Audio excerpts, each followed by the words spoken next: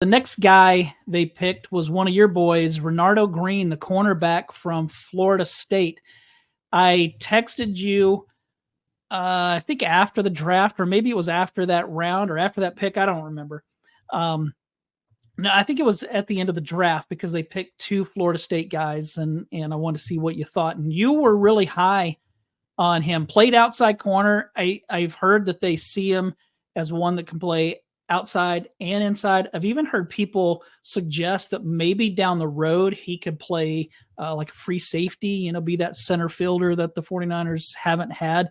Led the ACC with 13 pass breakups last season for the Seminoles. Hasn't missed a game the past 2 seasons. Some say he was the best press corner in college football.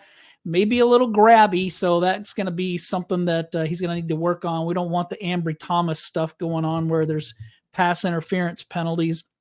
But good instincts, good short area quickness, willing to tackle, man. He's feisty. What do you like about him? Yeah, when it comes to the grabbing, just so everyone knows, Ambry Thomas grabs because he's beat or he feels like he's beat. Renardo Green grabs because he's physical. He's in contact, and he likes to battle these guys and not give a single inch. So there's a little bit difference between the two, but he's a fun player because you brought up the physicality. He's an absolute competitor, and that's why a lot of people see him as a guy, and me included, that can move inside and play nickel. He can step up, and he can stop plays in the run game. And that's been a real question mark for the 49ers for any nickel corner that wasn't named Isaiah Oliver or Diamondre Lenoir. And with Oliver, he couldn't cover anyone. So that was a problem. So Lenoir's the only one that's been able to translate that way. I think that Renardo Green's going to be very nice for the 49ers. And I think they're going to try to see what he can do at nickel corner. And that could potentially push Diamondre Lenoir outside. But when it comes to Renardo, you're right. The versatility to play potentially 3 positions, outside, inside, and free safety. And that gives you a luxury as a defensive coordinator to be able to disguise and give different looks because you can drop him into certain areas and he can handle it. Plus, if you want him in goal-to-go situations, put him in man coverage, he can handle that as well. He's got enough makeup speed to be able to close on receivers, but he's very physical. He gets on guys and he stays on them. He's very sticky. You see his fluid movements, his fluid hips. That makes me believe he's going to be able to stick with these guys pretty good. So, this was a great pick. I think it was a fun pick, whether you had him ranked in the second round like I did or you had him in the third round.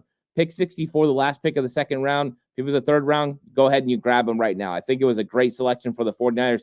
I don't know if he's a plug-and-play start day one, but when we get halfway through the year, I think there's going to be conversations about him playing inside with Diamondre Lenoir playing outside. I think early it'll be Isaac Yedem on the outside with Lenoir on the inside. Okay.